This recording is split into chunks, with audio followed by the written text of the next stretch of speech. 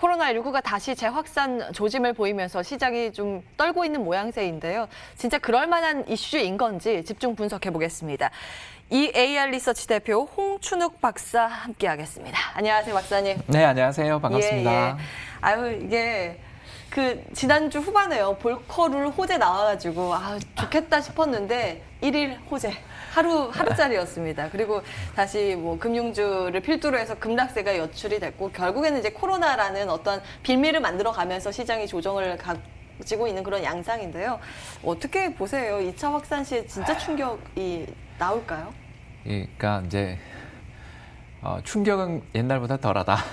그러니까 3월에 나왔던 2월, 3월에 패닉은. 비하면 굉장히 그래도 물론 이제 사망자 수가 다시 올라오고는 있습니다만 확진자 수의 증가에 비해 사망자 수의 증가가 그보다는 적다라는 것. 그러니까 3월에 비해 적다라는 걸 보면 이제 좀 의료 당국이라든가 또는 환자들도 어떻게 해야 된다는 걸 좀 알고 있기 때문에 그때처럼 이렇게 공포에 젖은 그런 여건들이 나올 가능성은 낮다고 봅니다. 다만 이제 저희들 이코노미스트 입장에서 병이 어떻게 진행되냐 이건 제가 모르고요. 다만 이제 그림 하나 좀 준비해 봤는데 바로 미국의 최근에 다시 그렇죠. 예, 저기 그림에 진한 선으로 돼 있는 주황색 선 혹시 보이십니까? 저 주황색 부분. 예. 아래쪽이요. 예, 저 지역들이 뭐냐면 리오픈을 했다가 다시 락다운으로 가는. 예. 그러니까 너무 빨리 열었어요. 이렇게 후회하는 주들인데 저 주가 지금 어디냐면 텍사스랑 플로리다를 비롯한 12개 정도 주들인데 저 주들이 인구도 많고요. 게다가 또 그 경제 전체에서 차지하는 영향력들도 상당히 큰 주들입니다. 그래서 처음에 이제 시작을 했었던 캘리포니아랑 뉴욕은 어떻게 보면 좀 지금도 진정돼 있고 리오픈 중입니다만 경제 내에서 굉장히 큰 영향을 미치고 있는 플로리다나 텍사스 같은 주들이 저렇게 다시 문을 잠그게 되면 영향을 안 받을 수가 없는 거고 거기 우리가 수출해야 되는 입장에서 놓고 보면 아이고 이거 장기전이네. 그러니까 3월처럼 패닉이 난다 이게 아니라 아이고 오래 걸리겠다. 이거 3분기에 우리 플러스 성장하고 V자 반등 우리 다 기대하잖아요. 근데 이거 자칫하면 W자 혹은 U자가 될 수도 있겠다라는 그런 걱정들을 투자자들이 좀 했다. 이렇게 볼 수 있겠습니다. 그걸 넘어서 L자 되는 거 아닌가라는 이야기도 나와요. L자는 저는 그렇게 생각 안 하는 게. 그러면 바로 넘어갈까요? 그림 하나 더 준비해 왔는데 사실은 세 번째 그림 그러면 좀 보여주시면 감사하겠습니다. 이게 왜 제가 L자는 아니다 이렇게 편하게 이야기를 드릴 수 있냐면 2008년하고 가장 결정적인 차이가 중앙은행들이 달라졌어요. 이 말씀을 제가 드리고 싶어요. 이 그림 잘 나왔는데요. 파란 선이 뭐냐면 미국 연준의 자산 규모, 저게 이제 양적 완화 규모입니다. 양적 완화가 뭐냐? 이게 말씀을 드리면 중앙은행이 채권 시장에 있는 파트너한테 가는 거예요. 그러면서 돈을 주는 거죠. 돈을 주면서 당신이 들고 있는 주식이나 또는 모기지나 채권을 저한테 주세요. 이게 양적 완화입니다. 채권 간단해. 사서 돈 푸는 거죠. 채권만 사는 게 아니에요. 요새는 주식도 삽니다. 살 수 있는 건 다 산다. 뭐 이런 얘기가 회사채도 나와요. 사고요. 다 삽니다. 그러니까 미국은 아직 주식까지는 안 샀는데 일본은 주식 산 지 오래돼서 지금 일본 주식시장 최대 주주가 일본은행이에요. 그러니까 이런 상황으로 돈을 가져오는 겁니다. 가져오게 되니까 자산이 폭발적으로 늘어나죠. 자산이 폭발적으로 늘어나면 연준이 돈을 찍어서 $100짜리 지폐를 갖다가 은행이나 연기금이나 보험사나 수많은 금융기관들한테 줬을 거 아닙니까? 그러면 연준이 그런 행동을 취하는 이유는 은행이나 보험사나 증권사나 투자기관이 그 돈을 들고 다시 주식을 사거나 채권을 사거나 대출을 해주거나 혹은 벤처캐피탈에 지분을 넣어주길 바라는데 저 밑에 있는 빨간 선이 뭐냐면 초과 지준이라는 건데요. 저게 뭐냐면 예금기관들이 정부가 규정한 지급준비금 그러니까 100만 불이 들어오면 10만 불은 중앙은행이 제치하세요라는 규제가 있어요. 저 뱅크런 때문에 그래요. 지금부터 한 10년 전에 저축은행 사태 우리 너무너무 그 더운 땡볕에 끝도 없이 줄 서 있는 행렬들이 영국부터 시작해서 한국까지 오게 됐던 거 우리 기억나시잖아요. 그래서 은행들이 급박한 예금 인출 충격에 당할까 봐 중앙은행이 규제를 가하는 게 지급준비금인데 그 지급준비금이 정해져 있는 한도가 있는데 얼마나 한도를 넘어섰는지를 보여주는 게 저 빨간 선이에요. 한마디로 말해서 양적 완화를 해서 은행들한테 전부 대출해 주세요 하고 돈을 줬더니 감사합니다. 그리고 그 돈을 받아들고서는 중앙은행에 재예치를 하는데 중앙은행 재예치 금리가 얼마냐면 제로 금리예요. 야, 이건 뭐 돈 벌 생각이 없다는 거죠. 그러니까 이런 상황이 빚어지니 경제가 충격을 안 받을 수가 없는 거고 연준 입장에서는 그래 그렇다면 당신들이 돈을 빌려줄 때까지 더 풀겠습니다. 그리고 이러다 보니까 국채가 다 떨어지는데요. 전화를 했겠죠.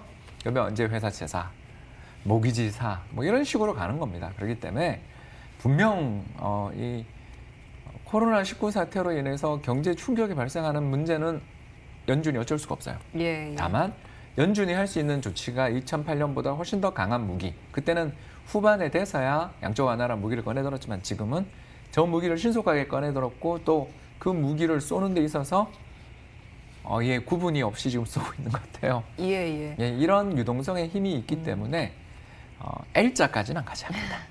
그러니까 그냥 옆으로 계속 비는 게 아니라 예. U자가 될지 W자가 될지 모르겠습니다만 그래도 전 세계 경제 전망 기관들이 최근에 발표를 한 경제 전망을 보면 올해 전망은 하향 조정하지만 내년 전망은 오히려 상향 조정하는 이런 모습들이 나타나는 이유가 이런 데 있다고 볼 수 있겠습니다. 예.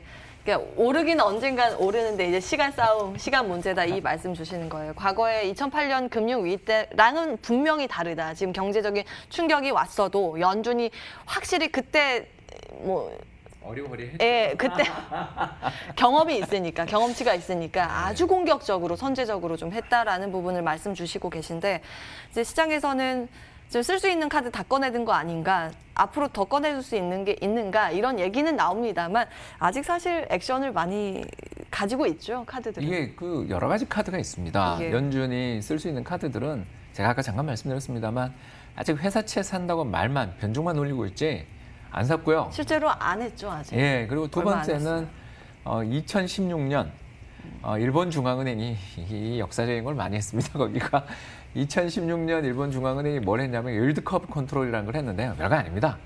시장에 나가가지고요. 채권을 사면서 몇 퍼센트 금리 이상으로 발행된 채권은 저희가 다 사주겠습니다. 그러니까 완전 그냥 금리 상한제? 예, 일드 커브 통제라고 하죠. 예. 2016년 이후에 그걸 하면서 일본의 양적 완화 규모가 확 줄었어요.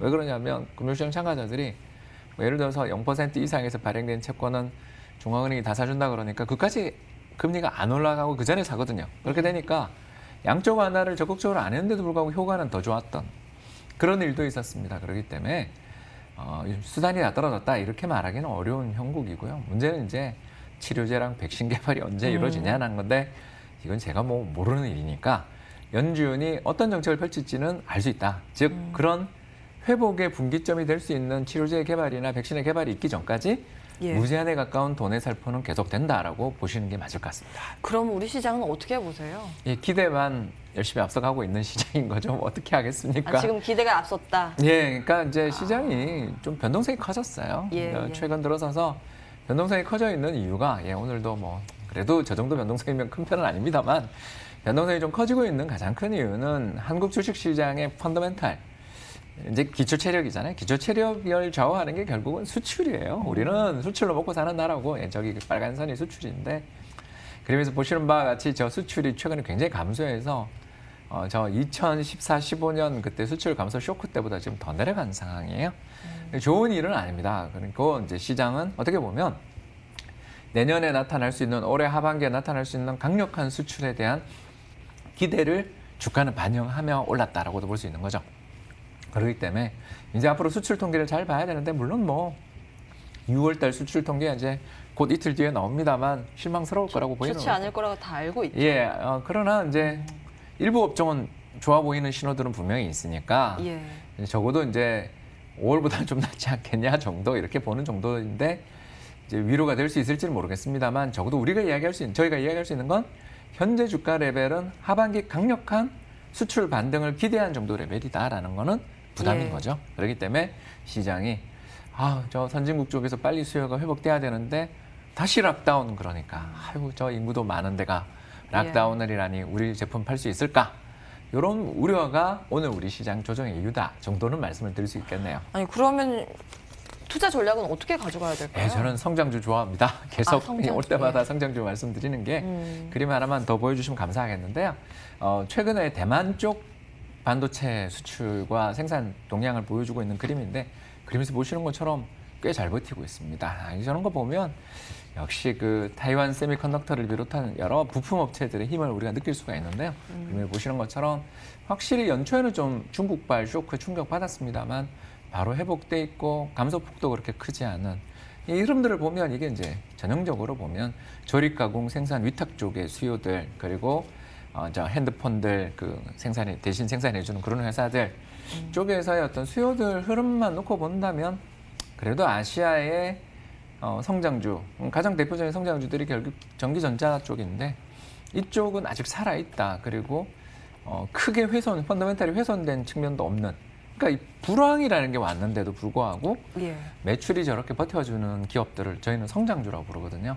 그렇기 때문에 저쪽에 대해서 관심을 좀 가질 필요가 있다. 그리고 더 나가서 앞서 말씀드린 것처럼 제가 뭐라 그랬냐면 연준이 살 수 있는 게 앞으로 되게 많을 거라고 그랬죠. 그러면 제 생각에는 미국의 회사채라든가 모기지 쪽에도 앞으로 굉장히 강력한 매수세가 있을 가능성이 있다라는 것이고요.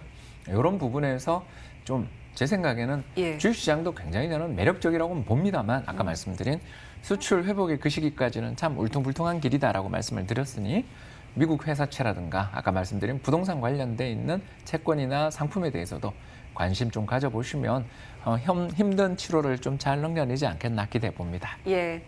성장주 중심으로 포트폴리오를 꾸려간다면 좀 안전한 투자 전략으로 세워갈 수 있을 것이다라는 조언까지 좀 들어봤습니다. 오늘 말씀 여기에서 정리해야겠네요. EAR 리서치 대표 홍춘욱 박사와 함께했습니다. 말씀 고맙습니다. 감사합니다. 예, 양시장 여전히 좀 마이너스권을 전개하고 있습니다만 개장보다는 조금 나아진 듯한 표정이네요. 유가증권 시장 1%대 마이너스권 1112포인트 지나가고 있고요. 코스닥 시장은 745포인트 선 나타내고 있습니다. 일단 선물 시장 쪽에서는 외국인들이 1,000억 원 이상 순매수를 보이고 있어서 오늘 현물 시장 쪽에도 외국인들이 얼마나 좀 매수세를 이어갈 수 있을지 여부에 따라서 이후의 방향성도 갈릴 것으로 보입니다. 이어지는 프로그램들 통해서 좋은 전략들 챙겨가시기 바라겠고요. 저희는 여기에서 인사드리겠습니다. 시청해주신 여러분 고맙습니다.